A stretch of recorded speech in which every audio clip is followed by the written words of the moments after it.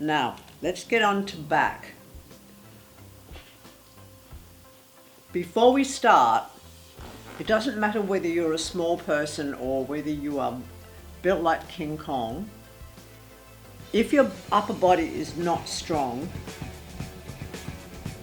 then you're going to encounter a problem come the apocalypse. Martial law has been declared in your city. Work has stopped happening. There are red lines that go for miles, and you and your family just can't help yourself, but you are dissidents. So your name is Mud. Would they be soldiers? They're definitely not human, but they are armed, symbiotic, semi-sentient assassins in black armor and black uniforms and visors. Some friends have been keeping you hidden. They've been feeding you and your family, all with your bows, all fully trained to be able to take care of yourselves and hunt down a big auroch if one comes your way and the need to feed your family.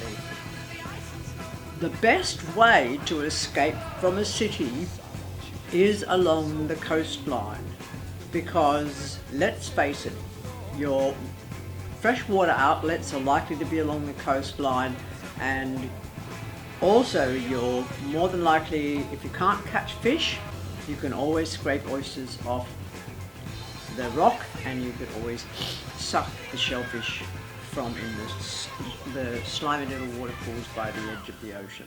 Okay, so you're racing away from those semi-sentient cyborgs along the cliff top with your family. You've got your fletchers on your back, you've got your bow on your back, you've got your staff in your hand, you've got everything you possibly need, you've got your fire starters, you know what you're doing, you're pretty sure of where you're going, and you're racing, but you haven't trained your back. You've relied on other members of your family to do that for you, to do the strength training for you. Now, it comes on dusk aside between yourselves that it's a really good idea to separate, because the enemy is closing in quite quickly, and it's better to be in different directions than all caught up and clustered at once, because once you're on the reservation, there's no escape from that. Once you're in the factory farms, there's no escape from that. You are Soylent Green, and that's the way of life. Now, mad person disease is really irrelevant, because they can always get used for body parts when the time comes. And there's a big market for body parts. Okay. So you're racing along the cliff top, your family has separated, you have two of your grandchildren with you, and one of them slips on the mossy edge of the cliff and tumbles down 30 feet to the beach below, and that's a tiny little beach. And the tide is coming in. So you say to your granddaughter, take cover, start a fire, gather the wood, you know what to do. And you climb down the cliff, and you get to the very bottom, and you're on the sand, tide's coming in. You've got about 2.5 foot of moist sand covered in scuttling blue spider crabs. He's unconscious. He's all right, he's fine. There's no need to resuscitate him. He's just unconscious, bump on the head. You recognise the signs, you check the pupils. So you get him on your back in a fireman's hold, and you look at the cliff, and you're dead.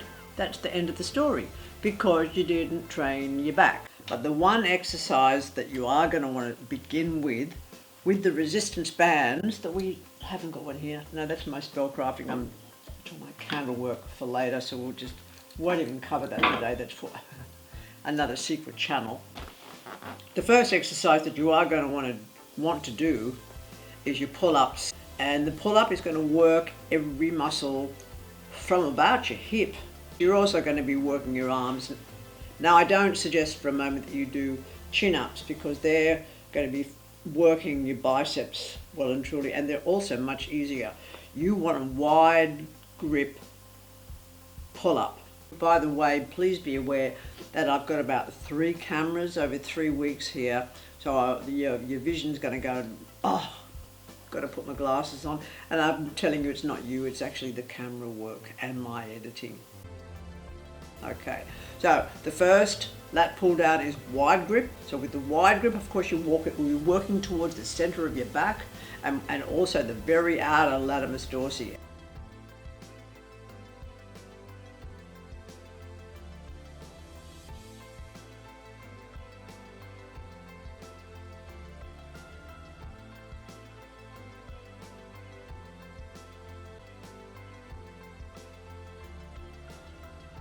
And with your close grip, you're getting right in there in the rhomboid, right down deep into the lower back, which is going to give you a lot of strength over the whole run that you're going to need to do to escape from the cyborgs.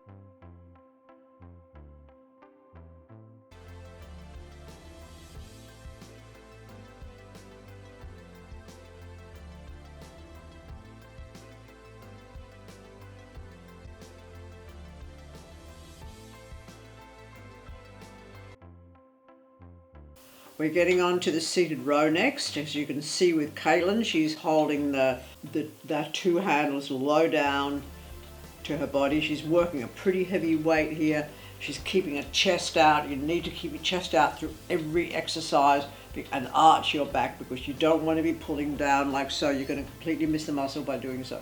So arch your back, pecs out to the world, totally proud of what you got, loud and proud, and you pull in close grip so that you're keeping your body nice and straight. Now with this seated row, you're making very certain there's no swing. You don't want that. You can come slightly forward as the cable goes into the machine, but when you come out, you're just pulling up straight and keeping your body completely in alignment with itself.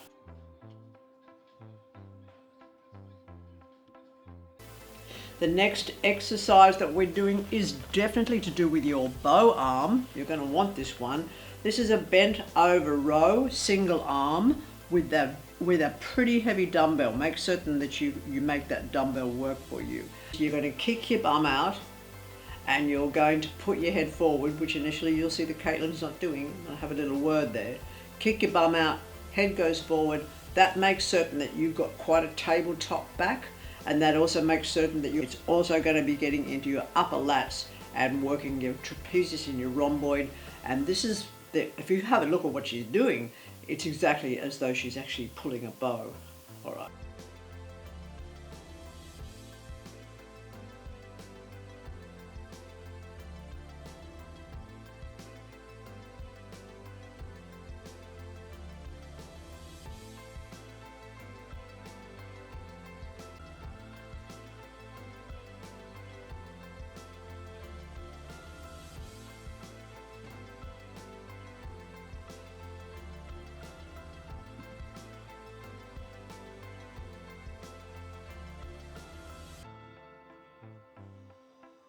All right, next exercise we're doing can be done the same day as you do shoulders, or it can be done on the day you do back.